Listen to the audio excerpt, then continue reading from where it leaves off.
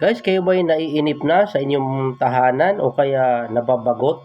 Tapos na kayo maglaba, tapos na kayo magluto sa inyong gawaing bahay. Naisin yung lumabas, hindi kayo makalabas kaya laging naaambon o kaya at yung wala tayong pera. Hindi po totoo yan. Pwede po maglakad-lakad ng kahit walang pera. Ayan o. Eto, dito kami ngayon. Ayan o. Ayan ang aking palalab at ang aking anak. Ayan o. Gusto lang gumala. Nagdala daw sila ng bag para lagyan ng mabili. Kahit wala naman dahil wala nga naman pera no, dala. Kaya ayan. At wala rin namang madadala dahil wala naman kami pera. Naggala-gala lang kami. Ayan. Dito kami ngayon sa papuntang Festival Mall. Ayan o.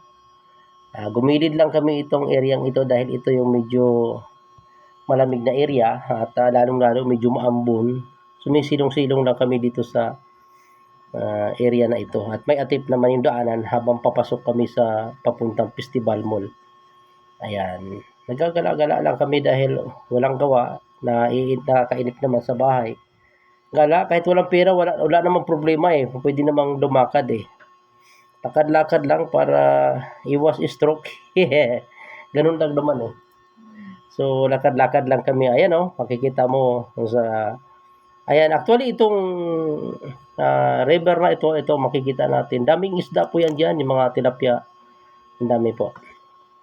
So, nakakalibang itong area ito. Pwede mo siyang silipin.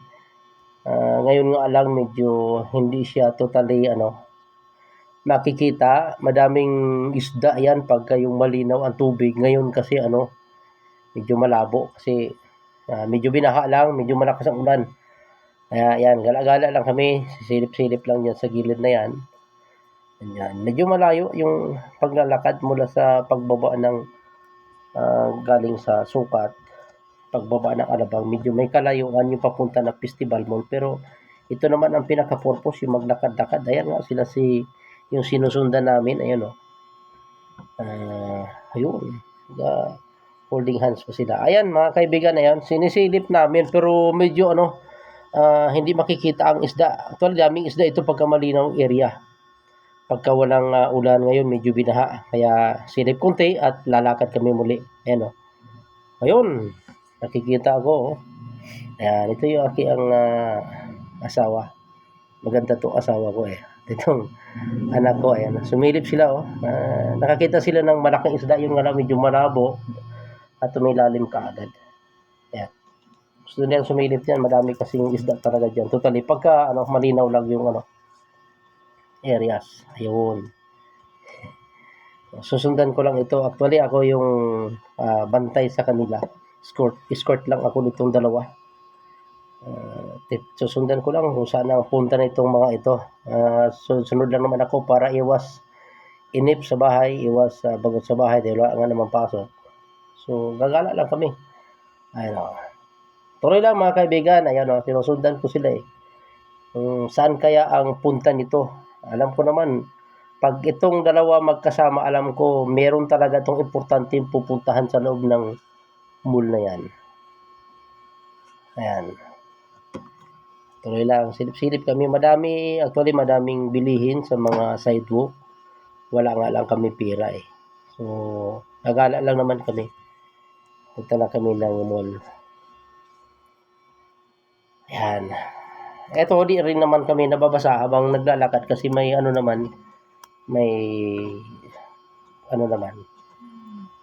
masilungan naman itong area ito habang kami papasok sa Festival Mall. Ayan, sinusundan ko lang silang dalawa kung saan totally ang lakad ng dalawang ito. Ayan. Yun.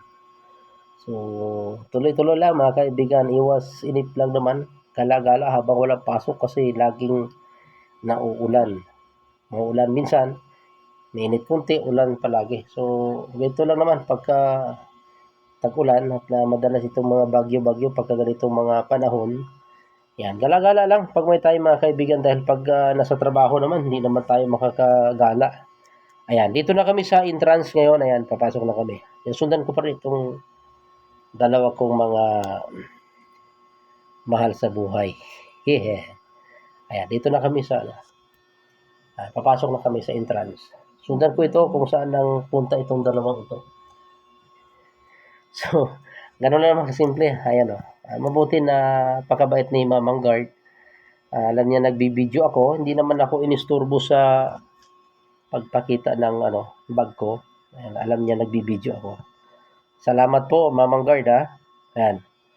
Tuloy lang kami. Susundan ko itong dalawa. Mabilis ang lakad tumang ito. Lagi akong naiiwanan eh. Ayan o. Ayan. Tignan ko lang kung saan ang punta nito. Dito naman kahit papaano, pag nasa mall ka kasi dama mo talaga yung malamig, lalong-lalo ngayon medyo may mga bagyo-bagyo, laging naulan. Sa labas malamig, lalo na dito sa loob, medyo malamig. So habang nakakagala ka, nakakapag-relax ka pa. So maalis yung bagot or inip mo sa bahay, lalong-lalo pag nasa bahay ka, wala ka ibang maisip eh, yung paglalaba. Yun naman. Yun ang sa buhay kasi natin, kasama yan eh, paglalaba, pagluluto. Although di naman tayo pwede pangunahan sabi, pero yun yung sabi, hindi ako pwedeng pangunahan ng pagluluto, pero pag sinabi na magsaing ka, wag mo akong pangunahan, bakit ilan bang takal kailangan? Yun na naman eh. So susunod din naman pala. So ganun lang kasimple.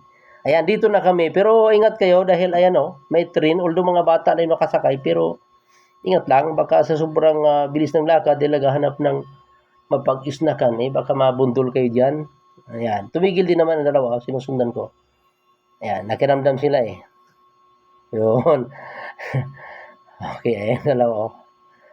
Ayun, may mga pa-selfie-selfie pa eh. Ayan, tuloy na. Nakadaan na yung train dyan sa loob ng ito sa Festival Mall. Okay, tuloy lang kami. Yan. Ito na yung pinaka-relax namin. Naglakad-lakad sa loob ng mall. Para akalain mo maraming pera kasi dito sa mall pasyal-pasyal. Pwede naman sana dito lang sa malapit-lapit lang. May mga galaan na mga damuhan. Yun nga lang. Mabasa ka ng ulan. Kaya magandang galaan sa mall. Kahit walang pera, okay naman. Makagala lang naman eh. Ayan, dito na kami sa second floor. Sundan ko na itong dalawa sa punta nito. Ayan, tuloy lang mga kaibigan, susundan ko lang siya. Mahalaga kasi mga kaibigan, yung pagka may time kayo at wala namang masyadong gawa, hindi naman busy sa bahay, makapag-banding lang. Ayan, sinundan ko na sila. Ayun. Yun, alam ko, dito rin pala ang bagsak sa Jollibee Sabi ko na nga basta pag nagsama itong dalawang ito. Ayan, tuloy na, nandito na sa loob. Mabilis ang lakad nila, nahihirapan akong magbilis ng maghabol sa kanila. Ayan, nasa loob na kami ng Jollibee. Ayan, ganun pala ang kanilang lakad. So, yun, alam ko mga kaibigan, ganun lang naman pagka nasa gala-gala, ganun pinakabanding ng family. Ayan, nag-akbayan na silang dalawa nag-usap-usap na anong kanilang i-order. Actually, mga kaibigan, dito, affordable kasi masyado ang Jollibee. Halagang wala pang 200, nakakapag-snack ka na. So, hindi kailangan dito marami mo pera kahit may barya-barya ka sa bulsa. Ayos lang. Ayun, makakapag-snack lang. Ayun, nagtingin ang dalaw, nagkahiyaan pa. Anong i-order nila, Ayan, So, ganun lang naman makapagkape-kape lang tayo sa Jollibee. Ayan, mag-order ka lang naman ng kape, burger, sapat na Hindi ka naman kailangang gumastos hindi ka naman kailangang gumastos ng malaki. Ayan, may burger, ayan, drinks. Ayos na. Dahil walang kape, ayan, ito ang ino-order na lang namin. Ayan. Drinks na lang, ayos na yung So, ganun kasimple dito sa di na kailangan maraming pera, kunti lang kailangan basta makapagbanding masaya ang pamilya pagka makapagbanding ngayon, hindi na nga tumitingin itong dalawa mukhang gutom ito sa kalakad, malayo kasi nilalakad ayun